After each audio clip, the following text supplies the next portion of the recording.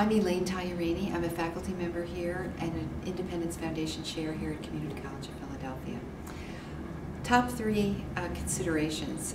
Well, I spoke today about the diversity of the nurse workforce, and that is something that has been my passion my whole life.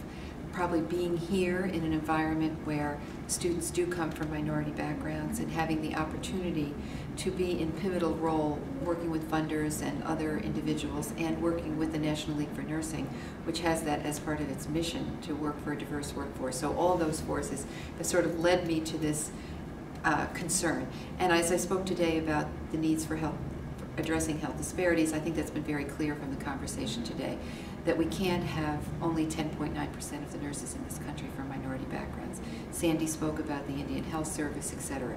So however the committee thinks that looking futuristically that should be addressed, it has to be one of the core requirements, I think. The second, we need to look at collaborative models of care, and we just haven't in this country.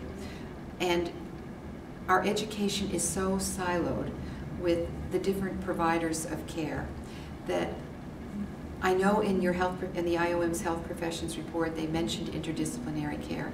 It's such an old word that I don't know if it's that old, but it's become sort of a catch-all. And yet today, when we talked about in community settings, etc., that we all work together, and there's plenty of work for all of us to do in those settings. And the wide range of, in nursing, we need RNs, advanced practice nurses, doctorally prepared, and we don't need to have turf wars related to them.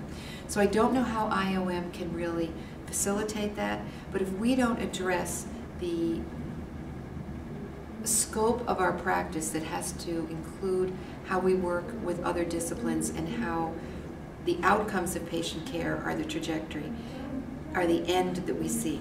And the last thing I'll say is I've been in nursing education for almost 30 years. I've been really active on a national level. And I know that so many of the decisions nursing make has to do with what's good for nursing.